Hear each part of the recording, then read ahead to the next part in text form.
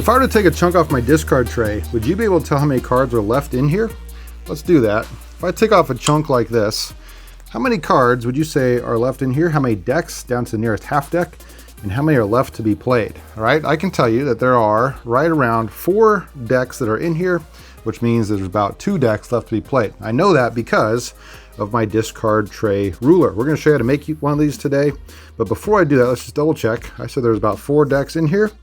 If I hold it up, you can see, let me zoom in on that for you. You can see that yes, they're right at 4 decks according to my ruler, which means if I put this all back in, another 2 decks here, that should get me to 6 decks, which is one of the most common types of blackjack, is a 6 deck. And yep, it goes right to the top there of this ruler. However, this ruler is kind of scuffed up and I need to make a new one, so I thought I'd make it for a very good video, because without proper deck estimation, you will not make it as a card counter. All right, so what you're gonna need today are a few things. First off, got a bunch of decks, all right? I have 6 decks. If you need your own decks, ones that look exactly the same, you might want to go over to Casino Supply. They have really good decks, and you can use my discount code of A1BJ at checkout. That's going to get you 10% off your entire order, whether you get some cards, some chips maybe, felt, right, whatever you want. Discard trays, last time I talked with them, they said they're going to restock their discard trays soon. They're waiting on a shipment, so if it was out of stock, you might want to go double check again, because I got word from my guy that they should be back in stock soon, okay? Anyway, I already have my decks, so I'm gonna put these off to the side. I also have a sheet of paper here that we're gonna use, and I'm gonna be folding this up some certain ways and show you exactly how to make your discard tray ruler so that you can train your eye to become better at deck estimation. All right, what I like to do is, this is just a real flimsy piece of paper here, is I'm going to fold this no bigger than the width of, I like to use the back of my discard tray, and I'm gonna make this just a little bit thinner than that, and I'm gonna fold this all the way so that it is eventually a nice thick piece of paper. All right, let me throw this into hyperlapse for you, and I'll do it really quick.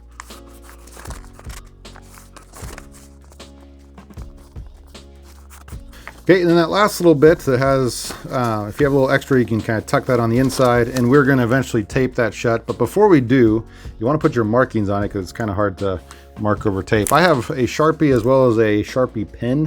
If you have any kind of gel pen, sometimes the fine point of this works a little bit better as opposed to a thick Sharpie. You know, the thickness of a Sharpie head here can be probably almost a quarter of a deck. And so you wanna make sure that you use something a little bit thinner than that as you're making this card. The other thing that most people don't realize is most discard trays, all discard trays, have a bottom to them. All right, so really we're not starting right on the bottom of this. So you want to take your cards out, put those off to the side here. These are kind of new, so they might slip. And with that, I'm going to, I like this side a little bit better, so I'm going to make sure this is my front, and I got my pen here. And I'm just going to kind of butt this up against the inside. It's a little bit tough for you to see. I'm just going to kind of outline where the bottom of this is going to hit on my discard tray ruler. So let me do that and I'll show you what I mean. So it's firmly against the felt here.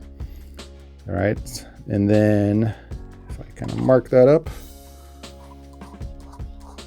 there you go. All right, pretty good. I got a little marking, and then I can just take maybe a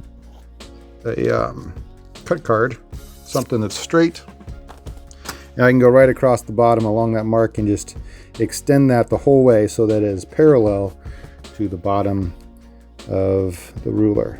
All right, just like this. All right, and then as you can see on my old one, I just kind of mark that off. If you want to put like X's or something, right, or just make it totally black, you can do whatever you want. So I'm gonna make mine maybe all black this time.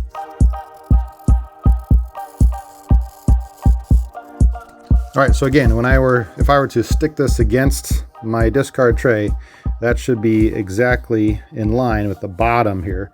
So if I put a card in so you can kind of see the difference, that should line up perfectly. And again, ours isn't taped yet, so it's a little bit tough to see, but it should be perfect. All right, the next thing that you want to do is with your cards, you're going to count out one deck or 52 cards. All right, so let me do that. Okay, once your cards are all counted out here, all 52 of them, we're going to do the exact same thing. You got to be a little careful this time. So So I'm gonna put my one deck in there, and I'm gonna take my new card. And one thing that you want to do maybe before you do too much of anything is at the top of this. First off, you can kind of cut it down if it's way too tall. But secondly is you want to put an arrow to show which side is up. All right, I know we have the bottom marked out there, but like on my black felt, it's a little bit tough to see. If you put an arrow, you just know which way is going to be up, and then you hold it the right way every single time. Okay, now as you can probably guess, we're going to take this and we're going to mark right where one deck is. And you want to be careful not to mark on your cards, of course. And so if you want, you can probably take off a card or so and put maybe a cut card in there, or maybe one of those, you know, the jokers or something that comes with your deck. You can do that. And then use that. Again, you want to face it so that the markings are toward the inside. And I'm just going to take my gel pen now, make sure it's firmly against the felt. And I'm going to mark on either side here. And I'll kind of show you what I'm doing on the other one. And over here. Okay, it didn't show up super well, but I can see it. I don't know if you can see it on the camera. And again, I'm going to take that cut card and I'm just going to kind of go across like this. And that is going to represent one deck. Now, if you remember, let me do this here. If you remember on that first one that I showed you, I had more than one line each time. Okay, in fact, you can see on my old one here that for each deck, I guess for you guys this way, I had the correct number, right? But then I also had some of these different lines for half, for a quarter of a deck, and so on, depending on how well you want to train your eye. I don't really use quarter decks. I think half is fine, and I know Colin Jones over at BJ has talked about that as well. So we're going to just repeat this process, counting out 52 cards, marking up our thing, and so on, and then we're going to check this at the end, and I have a free giveaway for you at the end that you might want to stick around for. So I'm going to throw us into a little bit of a hyperlapse, do the remaining 5 decks, and I'll be right back with you to kind of show you what my completed card looks like.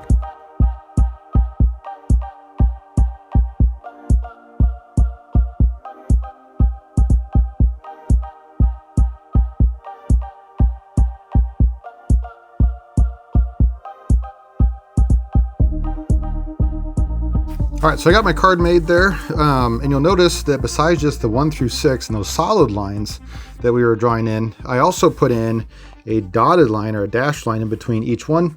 I didn't measure for those. Our eyes are pretty good at kind of, you know, finding the middle of something, and I just put a dotted line. Kind of, I did my best guess. I'd say that's probably close enough. It's going to be within about 2 to 3 cards at the most, unless you're really bad at guesstimating. Then you can count out half a deck, 26 cards, and do the same thing that we did before. All right, but this is going to be the ruler that I'm going to use. Now, I said earlier that I did not tape this yet, so that way that when I do, those lines will be underneath. And so I'm just going to throw a quick couple pieces of tape on here. I'm going to go lengthwise, make sure it doesn't quite hit the bottom. All right, and then I'll fold that over so that that crease isn't going to be affected. And now when I hold it up, it's going to be flush to the cards as opposed to sticking out like it was maybe before. Oops. And one thing, I don't know about you, but mine, sometimes I hit the bottom and it doesn't go all the way to the felt. So just make sure that you're on the felt each time when you do it. And you can see that this hits perfectly at the top, which is at 6 decks. Okay, another couple tips and tricks before I let you go and give you that kind of free download that I was telling you about earlier. First off, if you use a different type of card, that's going to make a big difference. All right, so let's just look at bicycle cards for a second here. These were some of the very, very first ones I started with, and you can probably tell by the different wear and tear on the sides, just kind of the collection of decks that I have, right? Like this one, it's probably a really old deck, and then there's a couple relatively new-ish ones, but the sides compared to some of these ones, they're a little bit dirty. And if you play with really old decks, right, that's going to make a big difference. You probably, when it comes to deck estimation, in order to be, you know, as precise as possible, you want to be probably playing with a new deck. All right, these are both 6 deck discard trays. If I throw my bicycle deck in here, let's see. Yeah, you can see if I push these down, each pretty good that, get that closer to the camera so you can see it. The bicycle, I would say, is about a quarter deck, maybe even slightly more, taller than some of these. These are Gemiko playing cards. You can always tell, by the way, at looking at the Ace of Spades, which type of card it is. In fact, okay, so this one, there's a hole punch in it, but it does say it's a Gemiko playing card. If I were to look at the bicycle one, of course, it has the bicycle Ace of Spades that we all know. The ones from Casino Supply that I recommended earlier, those are going to be Gemiko playing cards. If you prefer like B or a different type, you just want to make sure that you tailor your discard tray ruler accordingly, right? This is going to be slightly off on the bicycle as I did it off of the Gemiko playing cards. Speaking of, if I take the bicycle ones out and I put in, these are also Gemiko, right? But these, like I said earlier, have a hole punch in them. These are what I used when I very first started my channel about a year ago, and you guys absolutely hated them because you did not like the hole. You thought I was cheating somehow, but these are just canceled cards from the casino that I got at a relatively good deal, about 50 cents a deck or so. And so if you want to practice that way, you can, but I will show you that these are slightly thicker as well because that hole punch, if you think of like, punching a hole in something, part of that's going to go through, and because of that, it's going to make the card a little bit thicker. All right, so these should also just be slightly taller. Yeah, not by much, but a little bit taller than the ones without the hole punch. So again, you probably want to be using non-canceled cards. You can find those at Casino Supply. These are, I think these specific ones are about $1.75 per deck. So if you'd like to use that, you can. Again, use my code A1BJ to get 10% off your order there. Of course, you can do this for 8 deck or even double deck as well. You can extend this and just have one ruler, right? It should be the same, especially if you use the same cards. This should hit, so I know I'm facing the wrong way, but it should hit right at 2 decks. Yep, and it does, and so that also would work. All right, but like I said earlier, I want to kind of give you a freebie, and that's going to be in the form of this chart that's on the screen. All right, I have a smaller printout here, and this, if you've seen some of my previous deck estimation videos, you'll know that all these cards actually went through, and I wrote out kind of what number they were, all the way from 1 to 312. There's 52 times 6 is 312, and so there's 312 cards in here. And we can check ourselves using deck estimation numbers. I like to use this chart to be within about a half deck or so, and as well as the ruler. So either way, in fact, let's do kind of a couple examples here. If I take off a chunk, I'll test my eye live here for you. Okay, I'm going to say that right here there is, I'm going to call that about 2 1/4 decks. So I think on our chart, I'll round down to 2. First off, let's check it with our ruler. All right, so it should be slightly more than 2, and yeah, it might even be pushing 2 1/2, I guess 2 1/4, but that's fine. And so what we really need to decide is how many decks are remaining, and in this case, I would probably round to 4. I'd divide by 4, that'd be my divisor. Right, then if you would prefer, you can number all your cards. And here, if I take that top one off, this is 120. And so if I look at my chart here, 120 is, on this one, it's actually closer to that 3 1/2 decks left. All right, which 2 1/2, there'd be 3 1/2 decks left. So my deck estimation slightly off there, although I did say 2 1/4 earlier. Okay, let's try it again. Make sure these are put in the right way. If these are not ordered correctly, it does get off quite a bit. Let's do one closer to the top this time. Okay, what do you guys think? I'm going to say this is right at 5 decks in here, so 1 deck remaining. If we check our discard ruler, and yeah, it's pretty much right at 5. Okay, or I can take the top card off. This is the King of Hearts, 260. So on ours, that's going to be between 248 and 272, which, yes, it means there's 1 deck remaining. So we were correct. All right, if you would like the copy of this chart, I made it a little bit nicer in the color form you see on the screen there.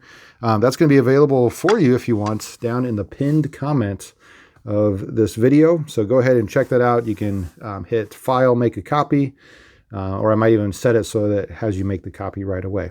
All right. Otherwise, if you would like to kind of see how I put this deck estimation into practice and check out another video on that, you can click this video right here on the screen.